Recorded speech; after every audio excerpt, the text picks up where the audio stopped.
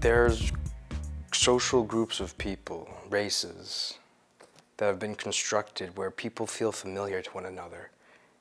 The feeling I get on a day-to-day basis is that I am alien, that I am other, that I am different, and I'm never gonna fit in.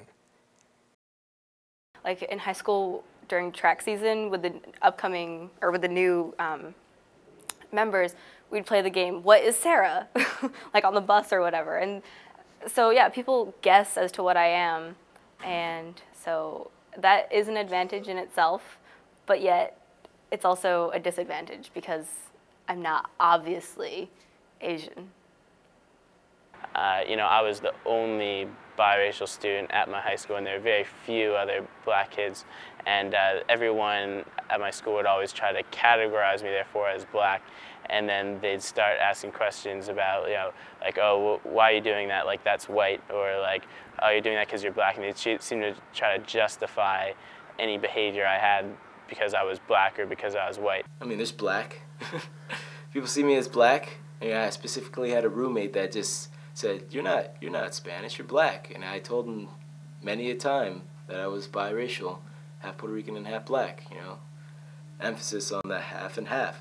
But, you know, he would always fall back on, you're black, you know, hey Josh, you're black, right?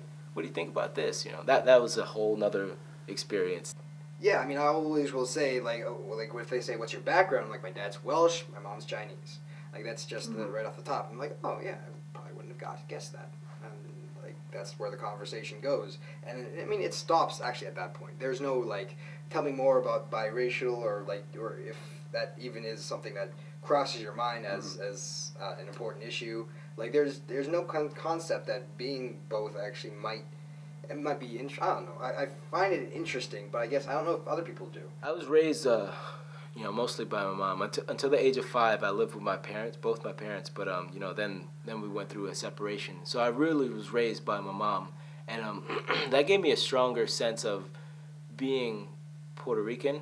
I would say, you know, being a Hispanic American, just because of the fact that I would be babysat by my Spanish-speaking grandmother. I would constantly visit my Spanish-speaking cousins, and you know, it was just a Spanish-speaking world for me, even though I don't really know Spanish that much nowadays. But it was just a Puerto Rican world for me.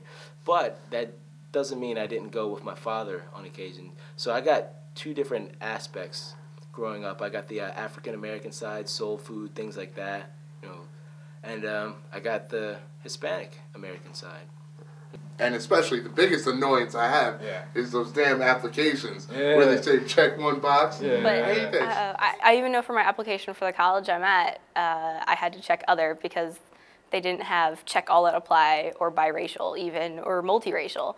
So I don't know. When they use their statistics, I guess I'm in the other category, the really small percentage, of which I don't know if that's quite fair.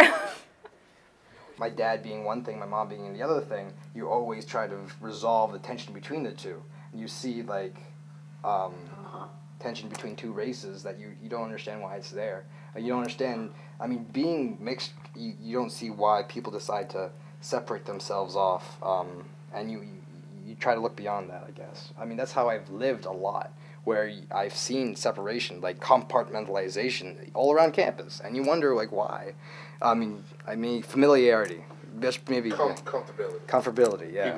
People feel way more comfortable within their own than anything else, and that's again where the problem comes in, because it's like, where do we exactly fit? You know, for me, it's kind of like I get the full perspective. I kind of see more what everybody's doing. I mean, of course, I'm not Asian, so I don't see a lot of those, but I mean, I get a pretty full perspective. But at the same time, you know, when I'm at, you know, a white party, at a black party, like, I'm always not outcast, but I mean, it's like I don't completely fit in either.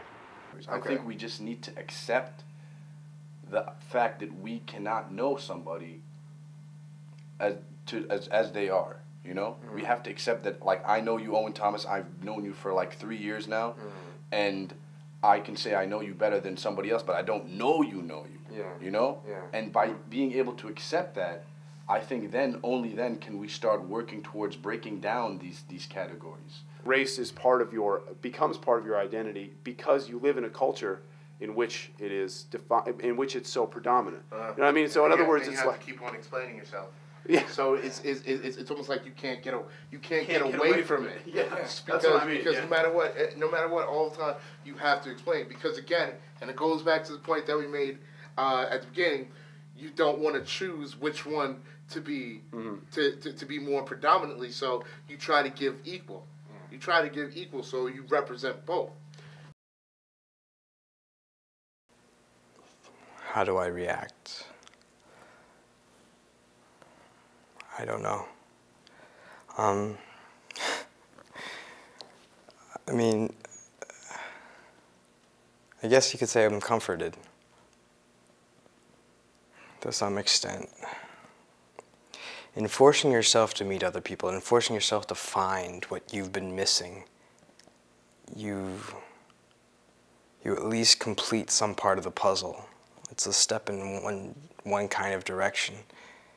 You know you're not alone. You know that there's people out there who are like you, and maybe one day they'll all collect together, and that place that used to feel so alien will maybe finally start to feel like home.